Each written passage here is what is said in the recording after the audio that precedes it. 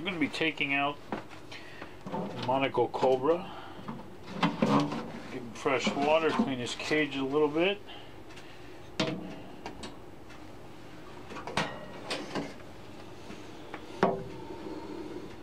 can hear him huffing and puffing now.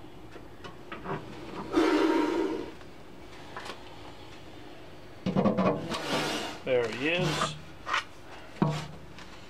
Oh man, whacking his head against the glass there. And that's why I don't like front opening cages, because he would be up and out at me right now.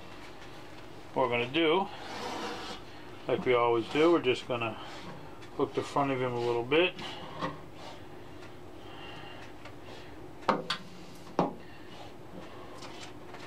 And try to move up underneath him in the front like that. Get him up underneath the hood. There he is. Move him over here. Put him in the holding container.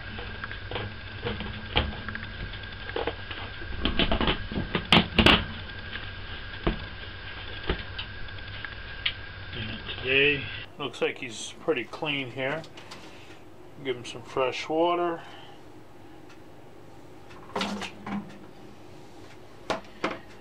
Got just one paper here. Got some poop on it, so we'll take that out of there.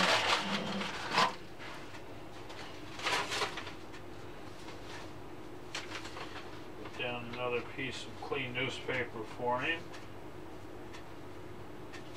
Here.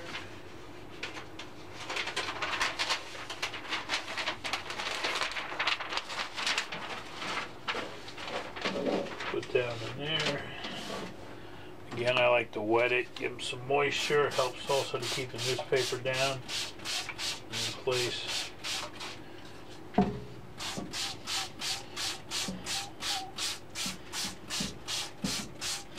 This cage really wasn't that dirty. Put his hide back in there. And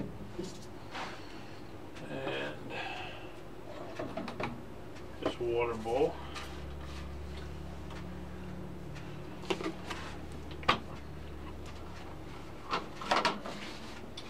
Clean that out really good.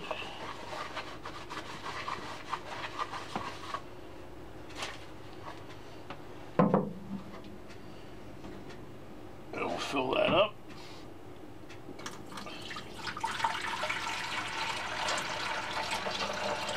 Fill it up this way, even if I spill the water all over the place, that's fine because it'll evaporate out of there with an open lid.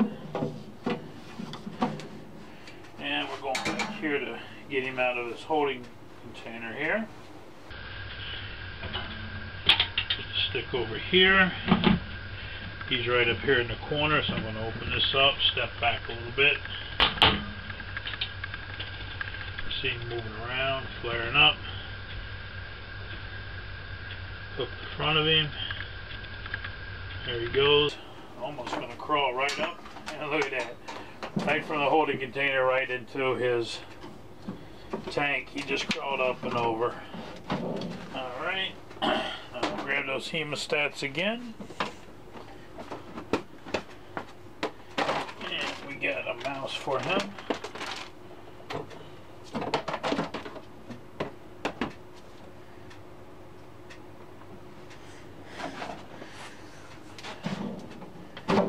Oop. Go.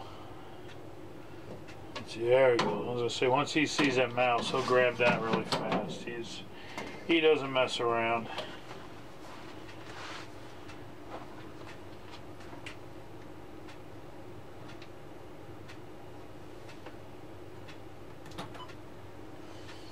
And you can watch him there. He's just devouring that mouse.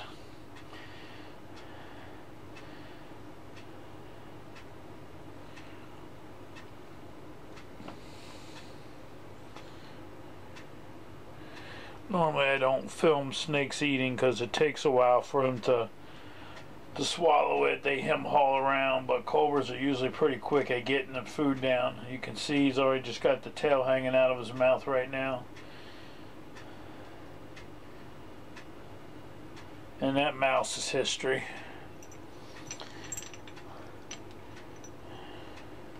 And we just put the lock back on there, and look at him. He's ready to go. He's ready to defend himself if he has to. And we're all done there. Cleaned and fed very fast.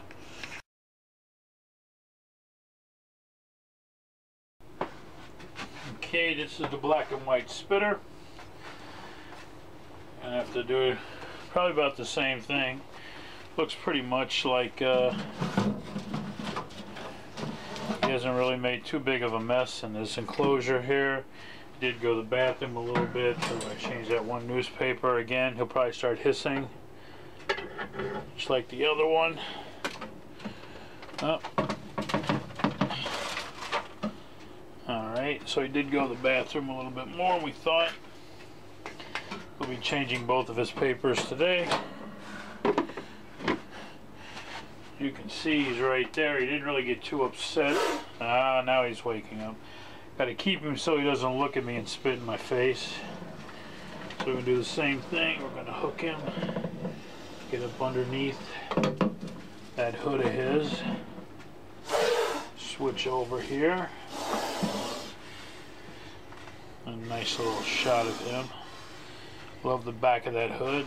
Just move him over. Put him in the holding container. Take off the gloves. Get him some fresh, clean water. So we'll dump that out. Change the paper real quick.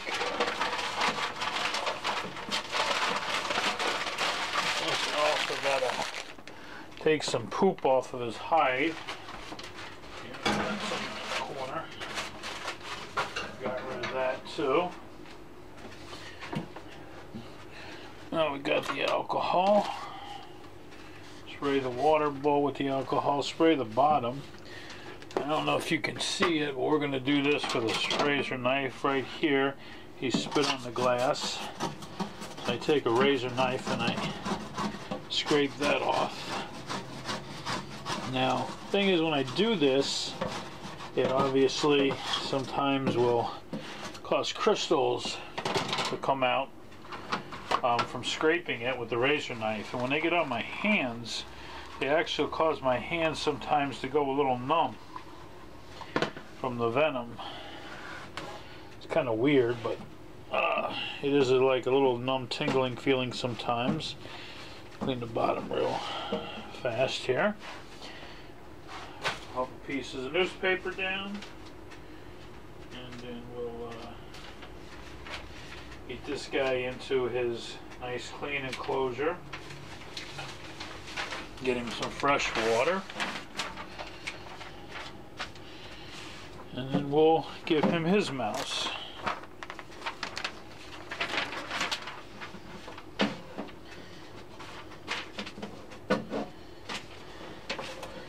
And to me, cleaning snake tanks and feeding them and everything else, it's more of a labor of love. I don't really consider it work. Sometimes though, if I come home from my job and I'm really tired, I'll actually skip doing venomous snakes because I don't want to be too tired and get bit. And I'll be fine until the next day. I try not to do that too often. A lot of times I try to take care of them first thing in the morning before I go to work. Depends on what time I have to get up and get to work. But do it first thing in the morning, like 6 o'clock. I'll be up and wide awake and ready to deal with some venomous snakes. Again, I give this guy plenty of water. Now, I don't think he's going to crawl up and over and in here like the other one did. Which would be nice if he did, but probably not. Okay, now we're going to take him out of the container here. Again, the only thing I really want to watch with this guy is because he has a spitter, that I don't or let him look in my eyes, because he will spit at me. And we get him up here, and you can see, and no trouble really. Doesn't really give me a hard time moving him from one enclosure to another. Let me grab his mouse for him.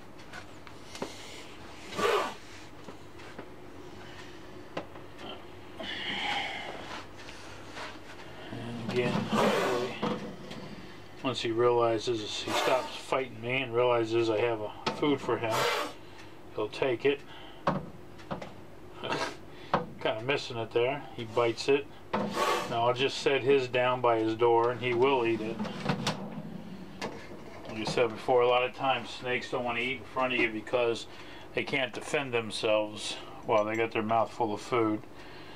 He definitely is a good eater, so he's not going to waste that food. He'll eat it when I put him back on his shelf there.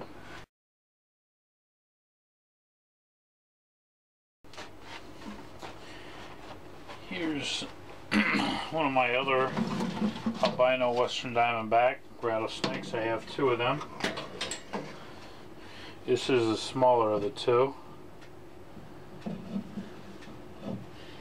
He definitely needs his enclosure cleaned. He did quite a poop there. So I'm going to have to move him, put him in a holding facility here. See if we can get, again, watch, we want to get in between here and the next coil, 2 coils, pick him up. He'll hold right onto it, no problem. Set him down as long as we got those 2 coils. He'll move and he'll hang onto the snake without trying to jump off. And get him some fresh water. And you can see he did go to the bathroom quite well, so we're going to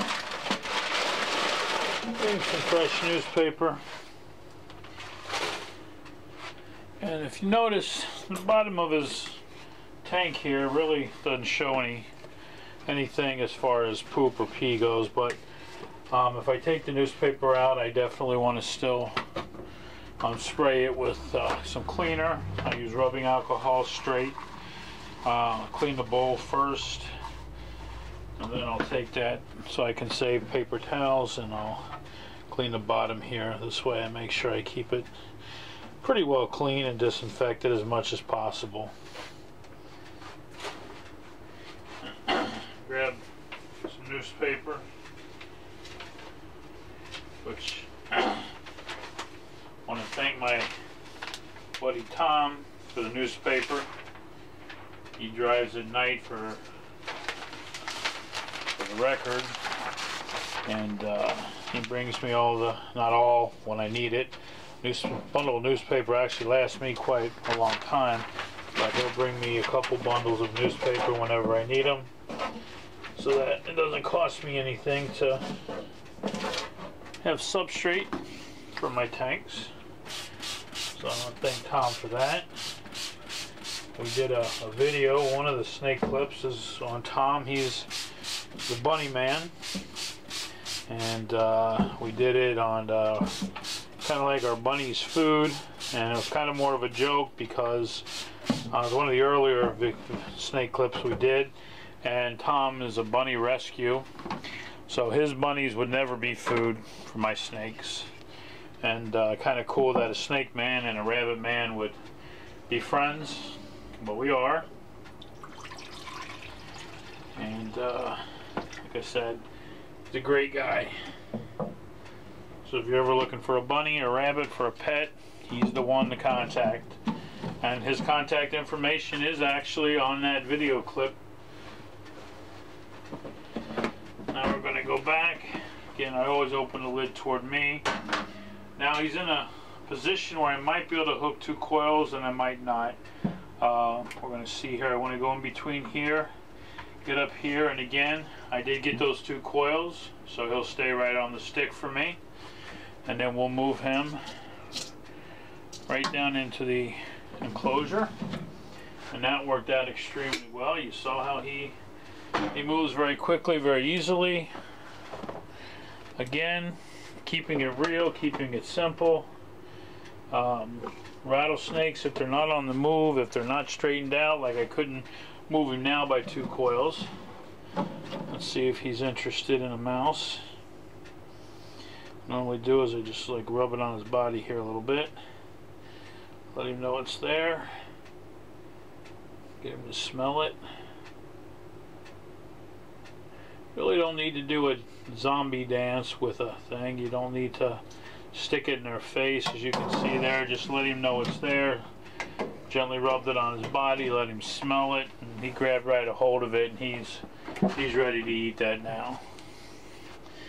A lot of times people will scare off a snake by trying to feed it frozen thawed by shoving it right into the snake's face right away and making it dance all over, and that's really not necessary, as you saw here.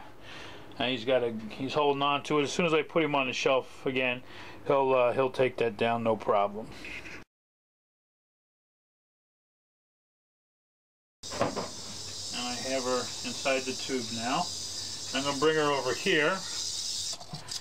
Then I take this here, which is my tube feeder. I've learned this method from William Hosk, who was the founder of the Miami Serpentarium, who after he would milk venomous snakes would tube feed them. And what I do is I simply rub the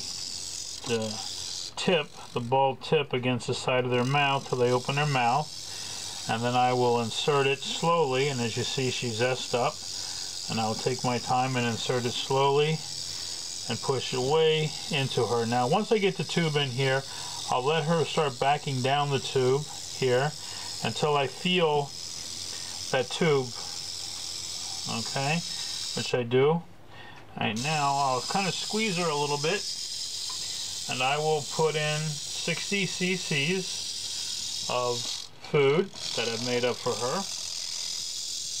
And this here, I've already got it all figured out how the stroke will push in up to 25, and then I got to turn it, put it on this piece of wood, finish the stroke to finish the other 25 of food that's left here, push it down like that.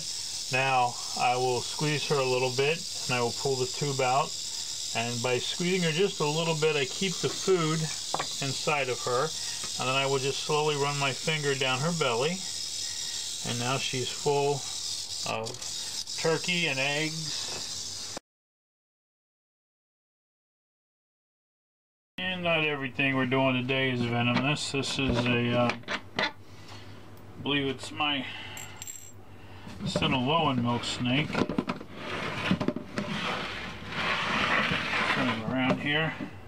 Yep, this is my Sinaloan milk snake. Nice shed. So I love it, the fact in these tubs they shed very, very well.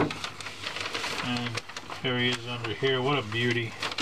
Look at his colors. We use him to mimic or show the mimic of the coral snake with the red, yellow, and, well, actually red, beige, and black bands. But this guy is very quick, moves around a lot, but great looking snake. Never bites. Just very spasmodic like he's doing right now, moving all over the place.